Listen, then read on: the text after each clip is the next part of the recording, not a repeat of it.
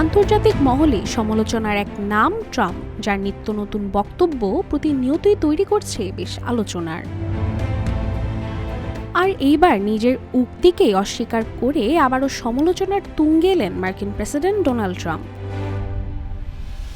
White হাউসে আসন্ন বৈঠকের আগে ইউক্রেনের প্রেসিডেন্ট ভলোদিমির জেলেনস্কির প্রশংসা করেছেন মার্কিন প্রেসিডেন্ট ডোনাল্ড ট্রাম্প। তিনি বলেছেন জেলেনস্কির প্রতি তার অনেক শ্রদ্ধা আছে। যদিও কয়েকদিন আগেই জেলেনস্কিকে স্বৈরশাসক বলে আখ্যায়িত করেছিলেন মার্কিন রিপাবলিকানের প্রেসিডেন্ট। তবে এমন কিছু বলেছিলেন কিনা তা এখন আর বিশ্বাস হচ্ছে না ট্রাম্পের।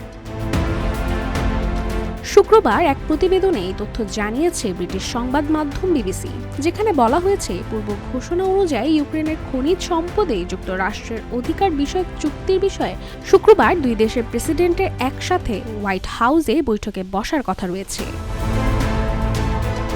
সম্প্রতি জেলেনস্কিকে স্বৈরশাসক বলার কারণে ক্ষমা চাইবেন কিনা এমন প্রশ্নের জবাবে ট্রাম্প বলেন তিনি বিশ্বাস করতে পারছেন না যে তিনি এই কথা বলেছেন। তার ভাষায়, আমি সেটা বলেছিলাম, আমি এখনো বিশ্বাস করতে পারছি না সেটা। সেই সাথে একসময় জেলেনস্কিকে খুব সাহসী বলে অভিহিত করেন প্রেসিডেন্ট ট্রাম্প। যুক্তরাজ্যের প্রধানমন্ত্রী কিয়ার স্টারমারের সাথে ইউক্রেন রাশিয়া যুদ্ধের অবসান নিয়ে আলোচনা করার পর এসব কথা বলেন ডোনাল্ড ট্রাম্প। তিনি বলেন জেলেনস্কির সাথে তার আসন্ন বৈঠক খুব ভালো হবে বলে তিনি আশা করেন এবং শান্তি প্রতিষ্ঠার প্রচেষ্টা খুব দ্রুত গতিতে এগিয়ে যাচ্ছে বলেও দাবি করেন তিনি। রাশিকা হোসেন, রূপালী বাংলাদেশ।